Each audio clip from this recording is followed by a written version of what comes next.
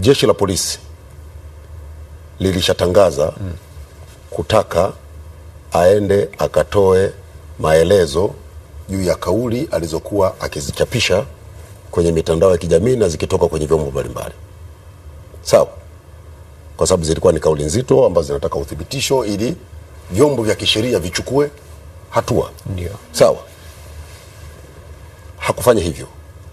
Baadaye ikatolewa taarifa kwamba amefanyaje? Amepotea.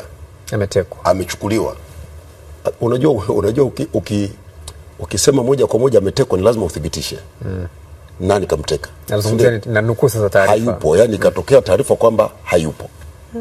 Jeshi la polisi likachukua hatua, likafika kwake hapo alipodaiwa alikuwepo na kuchukua taarifa na linaendelea na uchunguzi.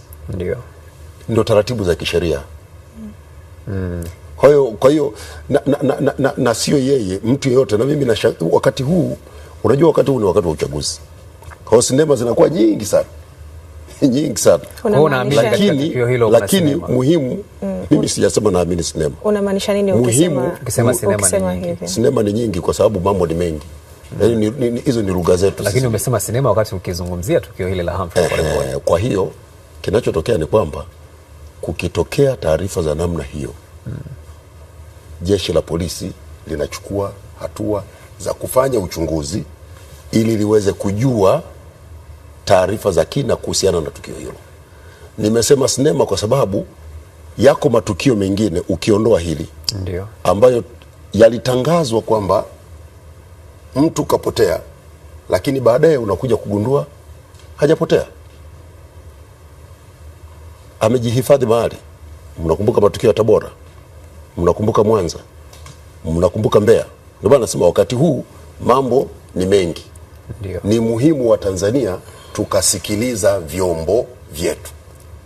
Ni rahisi sana kupandisha hofu ya wananchi, lakini ni muhimu kujiridhisha pasipo mashaka juu ya taarifa zinazochapishwa. Kwa mantiki hiyo, msemaji mkuu wa serikali, mpaka sasa hivi bado serikali haijui alipo Humphrey Polepole.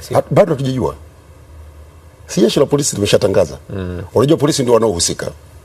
Sio mimi msemaji mkuu wa serikali. Lakini ikiwa amekuwa kiongozi wa kitaifa na alikuwa mwakilishi wa rais katika mataifa Malawi, baadaye Cuba, ni kiongozi mwenye hadhi ya juu, kwa nini mpaka sasa hivi serikali haijatoa taarifa yoyote labda ya kulaani tukio hilo?